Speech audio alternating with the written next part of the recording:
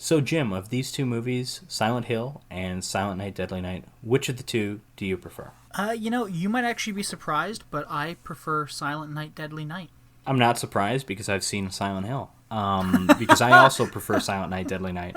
And I didn't hate Silent Hill. It could have been far worse than it was. But for me, Silent Night, Deadly Night is just incredibly entertaining. I think there's a certain criteria where there are certain movies that are better drive-in movies than they are movies. And that's Silent Night, Deadly Night. There are also movies that are better movies than they are drive-in movies, and that's Dr. No, which we said, maybe not a great drive-in movie, but a pretty good movie. But yeah, no, this movie it gives you kind of everything you want out of a drive-in movie. And I happen to find it incredibly entertaining. I like the music choices, as weird and baffling as they are. They made their own original Christmas song, which is pretty fun. It's actually not that bad of a song, too.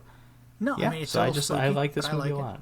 Yeah, and I mean, I have to agree with you. I think really the thing that really ruined Silent Hill for me was one, the running time. It just went at a certain point. It just went on too long a bit Yeah. with just more and more confusion coming every second. And yeah, and then that whole needless secondary storyline with Sean Bean that you could have just cut right out of the movie. And I mean, to be fair, Silent Night, Deadly Night has several scenes that you could cut out of the movie because they have nothing to do with anything, but they're scenes that involve a topless woman being impaled on deer antlers, so you don't Exactly, want to yeah. touch that scene. It needs to stay in.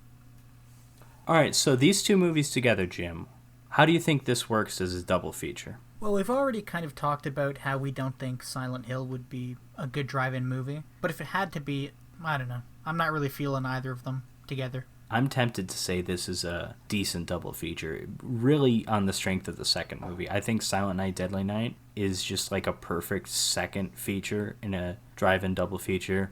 It's got a lot of nudity, it's got a lot of blood, it is incredibly dumb. It's what I want out of that thing. There's unintentional laughs.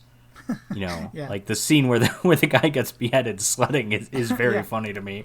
I agree with you. And I agree that Silent Night, Deadly Night is definitely a better second feature. But the question I'm going to pose to you, my friend, is do you want to have to sit through Silent Hill to get to an hour and a half of Silent Night, Deadly Night, which is really actually about 40 minutes because the first half of the movie is all about character building? Well, we still get a grandpa scaring the shit out of a grandson. I mean, there's good moments in the first half too.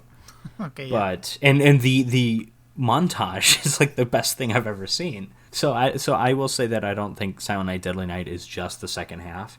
And I'll also say, like, even though Silent Hill is a little bit longer than I would like, maybe 15 minutes too long, it's not like it's a chore to sit through. Even No. though it is too long, there are still moments where I enjoyed it, and I didn't hate the movie. So I don't think I mind sitting through Silent Hill to get to a movie that, though it's far from a great movie, that I really, really enjoy.